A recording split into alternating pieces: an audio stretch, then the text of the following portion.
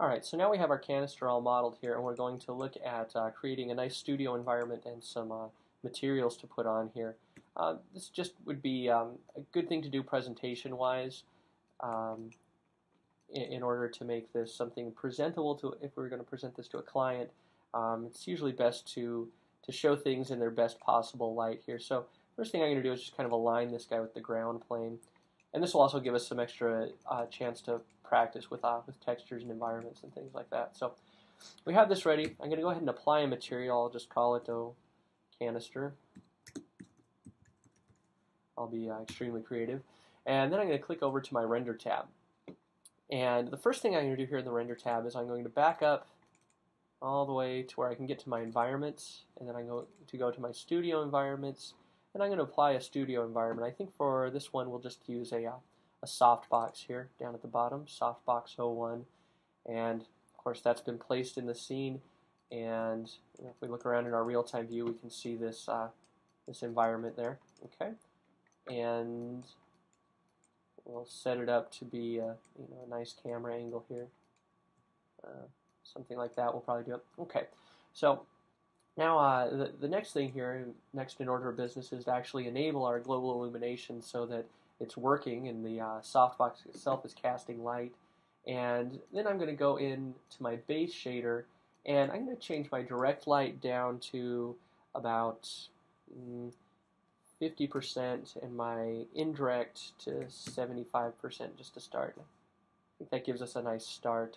I still want to have my my directional light doing something because I want to have a little shadow and I want to get some glisten off of that, but then I want to have my environment do the rest of the lighting and the reflection. So I'm going to back out again, and I'm going to go to Meshes and Basic, and in here we'll find a shadow catcher. So if we double click on that, it will drop in a plane that is at the ground level, and it will apply a shadow catcher material to it. Now, the only thing that you'll have to adjust when that happens is you'll see that in our shader tree, the shadow catcher.lxl material here, let's just fold it up, we don't need to see the rest of it, is down underneath the base shader. Now, for a shadow catcher to work, it has to be actually above the main base shader. So if we drag that up, we'll see that that appears. I'm also going to take my directional light and soften it just a little bit. I'm going to change my spread angle up to about 6 degrees.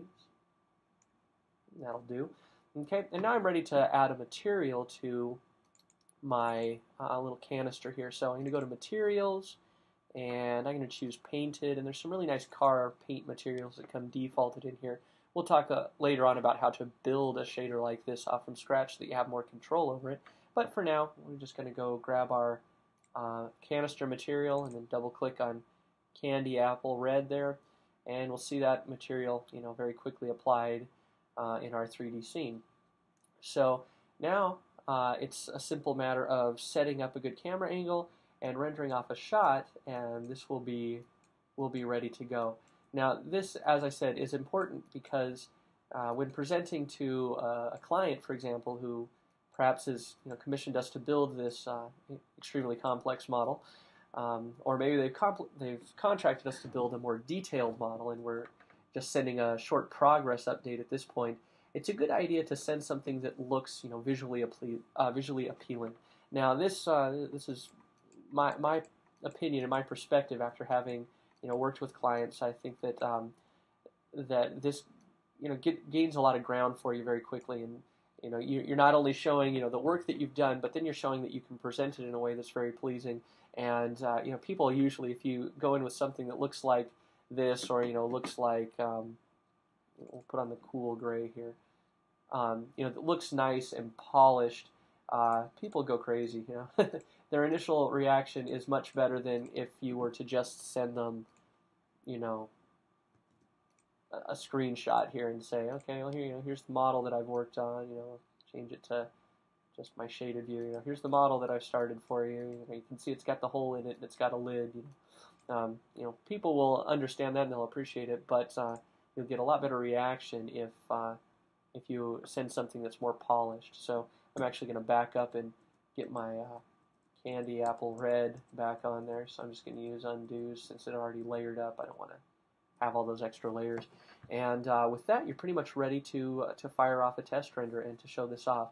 One other thing that you may want to do, and can see that the interior of this is a little dark. You can't see anything on the inside of it. If you do want the light to shine inside, you can go in and adjust the render settings here. So if we adjust our global illumination settings, we can turn up the number of bounces and whatnot and kind of get some more light shining inside of things. And the other thing you could deal with would be the indirect range as well. By pulling that up, you can allow more light to get inside. So we'll look at those things later on in another tutorial, but just things to know that are there, and it can be really useful if you want to get more quality out of your render settings. But just some things that you know are there. You can adjust how many bounces the indirect light takes, and you can cover how far light will bleed, and that will be through edges or things that are solid, and that can light up some interior spaces. We'll go into those details on those settings in a later video, but for now, just remember that they're there. If you feel adventurous, that's a good place to start playing with the global illumination. So in the next video, we'll be moving on to a different topic, and we'll see you in that one. Bye for now.